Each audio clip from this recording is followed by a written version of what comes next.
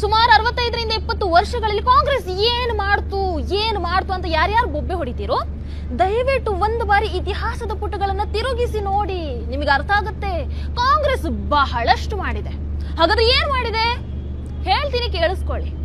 ಕಾಂಗ್ರೆಸ್ ಪಾಕಿಸ್ತಾನವನ್ನ ಸೃಷ್ಟಿ ಮಾಡ್ತು ಮುಸಲ್ಮಾನರಿಗಾಗಿ, ಬಾಂಗ್ಲಾದೇಶವನ್ನ ಸೃಷ್ಟಿ ಮಾಡ್ತು ಮುಸಲ್ಮಾನರಿಗಾಗಿ, ಆರ್ಟಿಕಲ್ 370 ಅನ್ನ ಜಾರಿಗೆ ತಂತು ಮುಸಲ್ಮಾನರಿಗಾಗಿ, ವಕ್ಫ್ ಅಮೆಂಡ್ಮೆಂಟ್ ಬಿಲ್ ಅನ್ನ ಜಾರಿಗೆ ತಂದ್ರು ಮುಸಲ್ಮಾನರಿಗಾಗಿ, ಪ್ಲೇಸಸ್ ಆಫ್ ವರ್ಷಿಪ್ ಆಕ್ಟ್ ಅನ್ನ ತಂದ್ರು ಮುಸಲ್ಮಾನರಿಗಾಗಿ, ಮುಸ್ಲಿಂ ವೈಯಕ್ತಿಕ ಕಾನೂನು ಮಂಡಳಿ ರಚನೆ ಆಯಿತು ಮುಸಲ್ಮಾನರಿಗಾಗಿ, ಅಲ್ಪಸಂಖ್ಯಾತ ವಿಶ್ವವಿದ್ಯಾಲಯಗಳು ತೆರೆದ್ವು ಮುಸಲ್ಮಾನರಿಗಾಗಿ, ಅಲ್ಪಸಂಖ್ಯಾತ ಸಚಿವಾಲಯ ರಚನೆ ಆಯಿತು ಮುಸಲ್ಮಾನರಿಗಾಗಿ, ಕೋಮು ಗಲಭೆ ವಿರೋಧಿ ಬಿಲ್ ಪಾಸ್ ಮಾಡೋದಕ್ಕೆ ಸರ್ವ ಪ್ರಯತ್ನಗಳು ಕೂಡ ನಡೀತು. ಆದ್ರೆ ಬಿಜೆಪಿಯಿಂದಾಗಿ ಅದು ಸಾಧ್ಯ ಆಗ್ಲಿಲ್ಲ.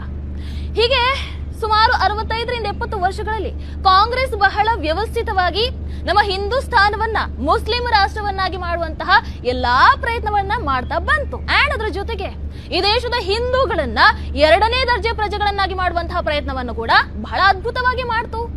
ಸೊ ಹಾಗಾಗಿ ಯಾರೆಲ್ಲ ಹೇಳ್ತೀರೋ ಕಾಂಗ್ರೆಸ್ ಏನು ಮಾಡಿಲ್ಲ ಅಂತ, ಕಾಂಗ್ರೆಸ್ ಬಹಳಷ್ಟು ಮಾಡಿದೆ.